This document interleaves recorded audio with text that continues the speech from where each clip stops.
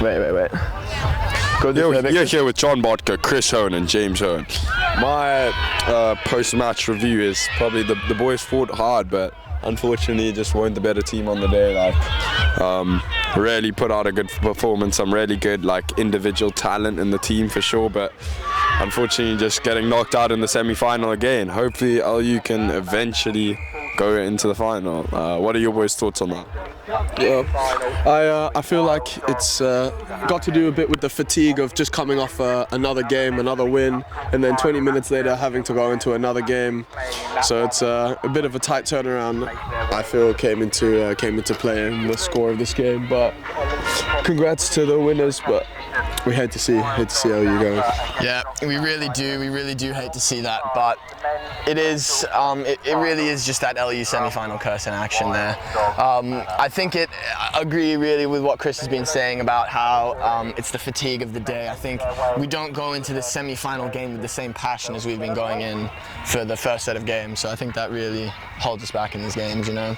So we come in, we're not switched on for those first moments, and then we just let them slip through. It's that lack of defense and on the ball action. Sevens is a game of possession and utilizing those moments when you have it. So if we're not doing that, we're not going to make it through. Yeah, for sure. But honestly, a few shout-outs from that game. A few players you boys thought were good. For me personally, I thought definitely man of the match for me was Rawcliffe. Honestly, what a performance from him. Finding gaps, good in defense. I think he played pretty much that entire game as well. He was class, as well as Randall as well. I think he's definitely up there for me in that game. And yeah, I think those two definitely stood out for me. But I'd like to hear your boys' thoughts. Yeah, well, for me it was, I'm not actually sure of his number, but the player that did the massive contact bump for LU. I feel like that just shows the... Yeah, just straight ran at somebody and just brought that next level of physicality, which I also feel we were missing in that game. I think he really just stepped it up there, and we needed to see more of that on the pitch.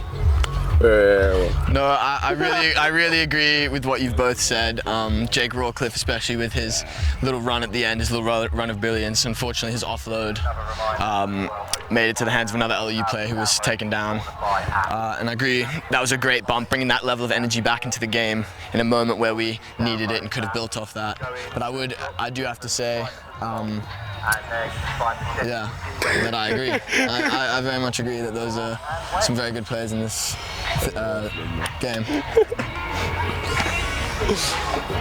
But yeah, one more to touch on. I definitely think the team in white, the old Ligarians, or what's that?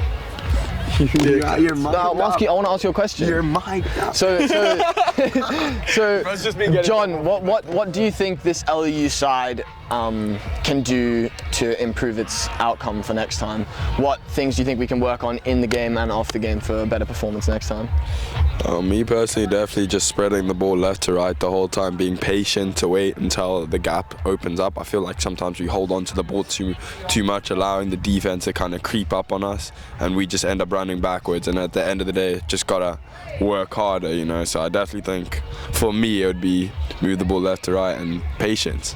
And yeah, there's a lot of pace on these wings, especially in the LU team. We've got a lot of pace, so I feel like utilizing that a bit more would be the way to go forward, because you can't win them all, and now we just have to go back, regroup, and see how we're going to attack it next game. So. Couldn't agree more with you boys there. I think it's been a great day, great tournament day. I've had a lot of fun out here with the boys. So we'll have to sign off here for now, and it's been wonderful. Some post-match interviews, here we come. Next episode.